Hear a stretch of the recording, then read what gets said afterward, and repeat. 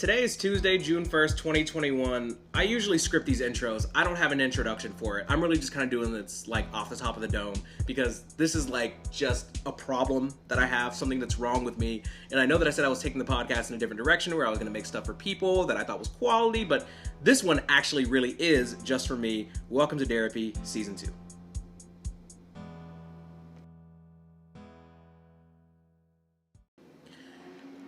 I can't... Oh, of course, car goes by as soon as the episode starts. Whatever. I'm not editing it. Whatever. I have this problem. I don't know if it's like a disorder or a condition or if it's just like a social faux pas. I don't know what my issue is, but I have a problem with, I don't know if it's a problem. I think in most parts of your life, it's a good thing to have. Like not wanting to be confrontational, not wanting to put people down, especially people that don't deserve it. I think if I was having a conversation with somebody and they were being dumb, or they were being rude, or like I didn't like that person, I didn't feel like they deserved my respect for whatever reason. I don't find myself in that position a lot, but when I am, I feel like I have a hard time telling people like, hey, you're being dumb. That sounds stupid. I don't know why you're saying what you're saying. Like, I'm just not that type of person to just call people out for the hell of it. Like, that's just not me. So, why am I doing this? What am I talking about? I get this message from this person via Facebook, and I'll be honest with you guys. I've been friending a lot of random people on Facebook, Instagram, Snapchat, Twitter. Like, I've been following people back. I've been following a ton of people because I'm just trying to promote the podcast, okay? I'm going to be honest. I'm shameless about it. So, I'm going to read a conversation that I had with this person. I'm not going to say their name at all because I really don't. Again, like, I don't want to embarrass anybody. I don't want to make anybody feel awkward. My whole thing is, like, not being weird. And it would be weird of me to, like, call this person out literally, like, less than an hour after this happened because this just happened. It's fresh. I get a message from this person on Facebook, and they say, "Hey, Derek, you look sharp. I help run a business from LA. I'm curious what it is you do for work."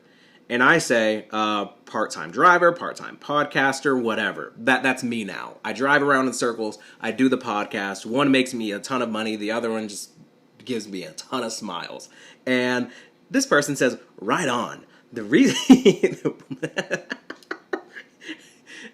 You would think that the person that typed that would read it back and be like, I don't know. But this is like a young Caucasian white woman from California. So I guess that's not that crazy. But like, how often do you say "right on" and like unironically in like everyday conversation? Whatever. This person says, "Right on. The reason I ask is because we're always looking for good people to fill positions. Total shot in the dark, but are either of you at all keeping your business options open?" First of all, this is when I think that I might be talking to a bot. Because just listen to this. Are either of you at all keeping your business options open? I don't know what that means. So I start to think maybe this is a bot. Maybe they're typing this from a script. I don't know. But either way, they said they're from Los Angeles. I want to address that. So I say, I live in Tennessee, right? And this person says, "We work remotely. I have 2 business partners in Tennessee currently." And I'm like, okay, awesome. So what's the job? So here's the thing. I would like a real job with like real benefits. I mean, nothing can really beat the money that I'm making right now. But I want something long-term, substantial, whatever. So random business opportunity, fine. I'll hear you out. And she seems like a nice lady. So this is what I get from her. "Our firm is currently expanding, and due to the pandemic, we are able to work remotely. In essence, we do marketing for Fortune 500 companies." Interesting. "I'd love to hop on a call to talk more about it." And then she gives me her cell phone number. "What's the best time to reach you?" I think it's kind of odd to give your cell phone number and ask what's the best time to reach me, but whatever. I say anytime, because I mean it. I'm an open book. I have an open schedule. I say anytime, confident, because like I like to exude the world's most confident energy when I'm trying to get a job. That's why I usually dominate interviews, but whatever. That's a different conversation. She says, "Great. I can give you a call in 15 minutes. What's the best number to reach you?" I give her my number. She calls. And I'm telling my girlfriend before I even take the call, I'm like, I know this is probably going to be a scam, but I went to her Facebook profile. She seems like a real person. She has real pictures. We have real mutual friends on Facebook. Surely she didn't pitch all this to them, and if it was a scam and she pitched it all to them, why would they still be friends with her? Seems like a real person. I take the call. She starts asking me questions about myself, who I am, what I do, why I do what I do, like what drives me, whatever.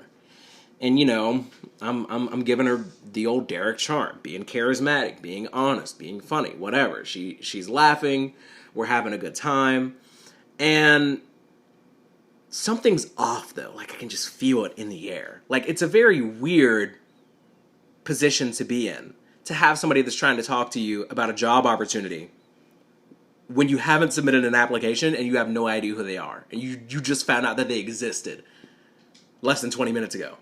And now they're talking to you about this business opportunity.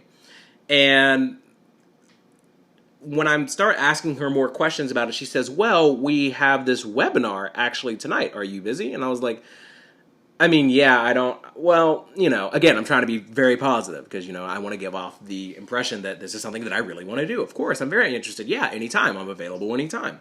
When is it? What's going on? She says it would be 8 o'clock my time. I'm like, I don't know. That sounds like I had to put down a beer in order to get this call. So I really thought 2 or 3 hours from now I was going to be in a different state of mind than I am right now. But I don't tell her that. I tell her that I have something planned with my girlfriend. I mean, two things can be true. You know what I mean? So I say that tonight's not a good night. And she's like, oh, well. And I can feel her confidence in me fading because I gave her the impression that I'm available anytime. And then the first time she tells me, I'm like, absolutely not. That was the beer. So I'm like, okay, anytime, any day, any night, that's literally not tonight for 45 minutes. She says it's going to be 45 minutes. If she said I had to hop on for 10, 15, even 20 minutes, I would have been like, okay. But she says it's 45 minutes, and she wants to talk on the phone after. No. So then we decided tomorrow would be a better day. And I say yes. And this is before I even really know what the job is. I have a problem. Why would I agree to that? I don't know. I don't know how to say no. So if you've ever worked in the food industry, if you're listening to this and you're like a pretty girl, or if you're like a dude, dudes get flirted with too, not very often, but it happens. I give people rides doing Lyft, and every once in a while, not to be braggadocious or whatever, but people will ask me for my number. Either it's a dude that's very lonely and just wants to hang out, or it's a girl that actually likes me or wants to date me or touch me for whatever reason. And every time somebody asks for my number, in a position like that, when you're serving somebody, you kind of have to be cool about it. Even if you really don't want to, even if you have no interest in that person, especially in a business like Lyft, right? Like a ride sharing service. Me telling you that I don't want to exchange numbers isn't like a 5-star experience. Even if I reject you in the most polite way, you might find that awkward to the point where you don't want another ride from me. You don't want to ever see me again. So you might rate me 3 stars, not because I'm a bad person, but just because you're afraid of being put in that awkward situation of being in a car with somebody again who you thought you liked and they told you that they didn't like you. I could just say I have a girlfriend, but it's awkward regardless. So I take the number. Derek, why don't you just give them a fake number? Well, if I give them a fake number, you know those people, when you exchange numbers and they're like, oh, let me text it. Let me call it real quick. It makes sense, but it hurts. I just wish we didn't have to do that. Then I could get away with giving them a fake. So I give people my real phone number with the impression that I really like them or want to hang out with them, and then later on I just block them, and I feel like that's what I'm going to have to do again. But the story continues. While we're having this conversation on the phone, me and this random woman on Facebook who's offering me a job, our conversation based on it, she's a real person who's really wanting me to work or do something. And I find it very interesting that I'm supposed to be a part of this Zoom meeting that apparently I was supposed to hop on in 2 hours if it was up to her. And I don't know how I'm going to get paid. I don't even really know what the job is. They work with Fortune 500 companies to help do marketing or something. And I'm like, hey, I'm not trying to step out of line here. I'm really gracious for the opportunity. I'm just glad that you reached out. But how do I get paid for this? I don't really understand what it is that you're asking me or what's going on. And she starts, I can tell in her tone, she's a little confused. She's a little defensive. She's like, what do you mean? And I was like, well, we're talking about a job opportunity, right? And I previously asked you if it's part-time or full-time. You said both kind of positions are available. That's kind of vague.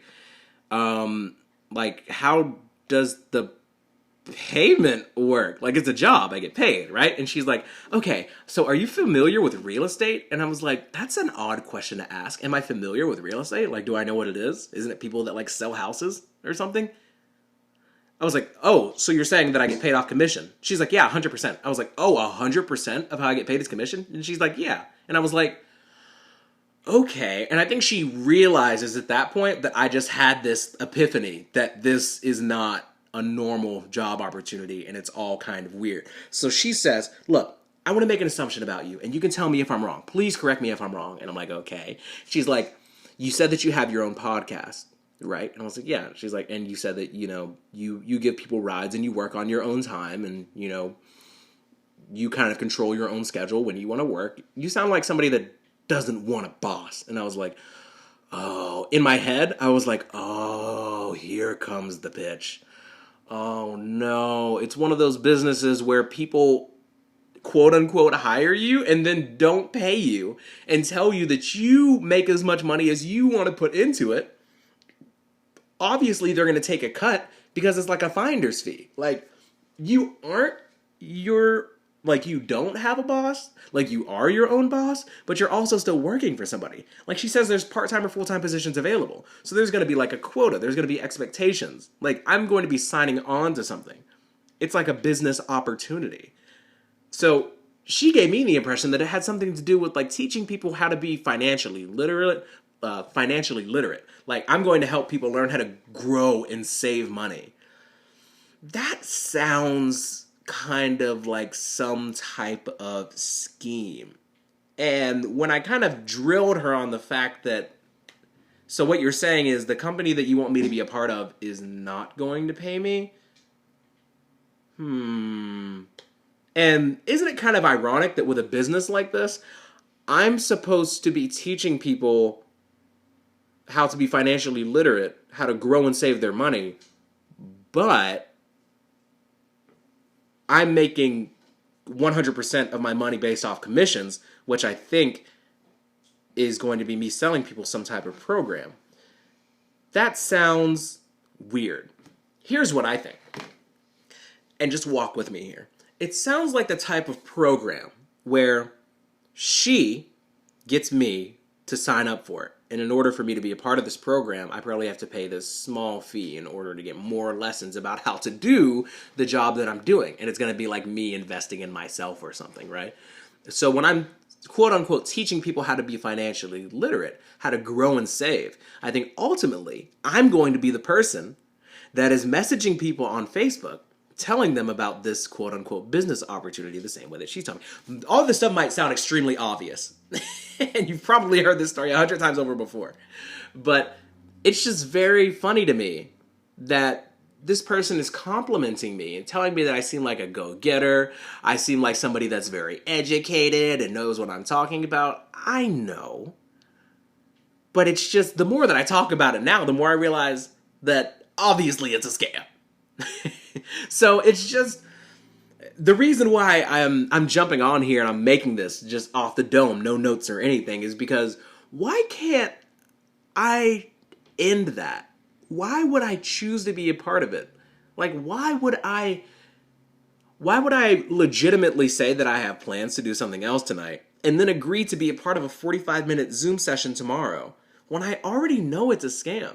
And the way that it usually works when I have to exchange numbers with somebody that I don't want to exchange numbers with, like, I tell them that I can't wait to hear from them or I'll hang out with them another time. But once I see that I got that 5-star rating and I see how much they tip me, I'm blocking you. You're being weird. By the way, this is related but unrelated.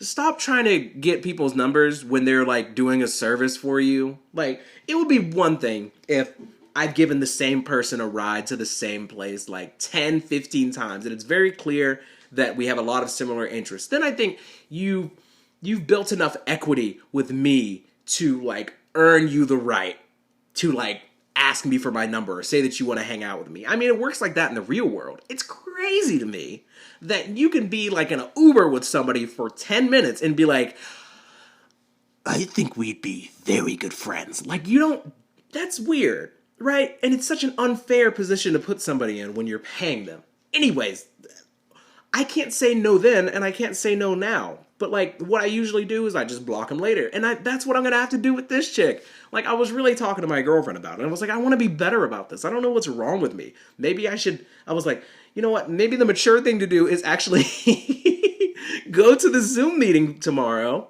and, like, hear the sales pitch.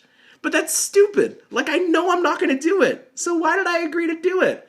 Like, what's the most responsible thing? And my sister called me right before I got on to do this. And I told her briefly about the situation. She's like, oh, just block her. Who cares? And I was like, I know, but like, I have to do that after. And this lady that's pitching me this event, she says it's invite only. So, like, there's going to be some type of roll call in the beginning. Like, she's going to be expecting me. She has my number now. She messaged me through Facebook. So now I have to block her on Facebook, and I have to block her phone number. And what if she still has my phone number, and right before the Zoom meeting starts, she can't get through to me, and then she gets somebody else to call me? Then I have to block them too. How did I get here? I should have even replied on Facebook. Whatever. I don't know how to fix this problem. I just need to be better about telling people no, telling people I don't care, but I'm just too nice. I'm just too nice.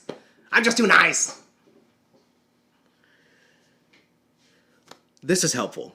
I think I know what to do moving forward, but it's just a matter of, like, whether I'm actually going to do it or not. Probably not. But maybe I can come back to this, and if I'm ever having an issue like this again, I can be like, hey, I have a problem, and the solution is in session 19 of Derapy. So let's just listen back to it. Don't do it. Just say no. Don't say no. Don't put yourself in a position where you have to block somebody, or you have to tell them, oh, never mind, I actually lied, I don't care. Like, don't do that. Just say no to begin with. It's okay. You don't owe anybody anything. It's going to be all right. Stop letting people waste your time. And stop wasting other people's time by making them think that it's okay to waste your time. Because I don't think she felt like she was wasting my time. She was just trying to very politely get me in on her weird pyramid scheme program thing. But, like, she's just doing her job. I can't blame her. I didn't have to message her back. So, whatever, man. This is really just for me, but I'm glad you're here. I promise. I'm going to get back to I have a follow-up to the Lil Dicky thing. I'm going to take it in, like, a different direction. I still mean everything I said in the last session. Like, he is conning people into thinking that he's going to be this great rapper. But I'll talk about that another day. I'll see you in a couple. Later. This episode was made possible by Anchor. If you're listening to this episode on Spotify, please consider giving me a follow so you can be notified when I upload. If this ever ends up on Apple Podcasts, I'd really appreciate a 5-star rating if you enjoyed it. Follow me on Twitter at Derapy Podcast or Instagram at Derapy_podcast. The intro music is by my brother, Damon Buxton. Outro music is by Lobo, and cover art is by my friend Nick Johnson. Thanks for listening. This has been Derapy.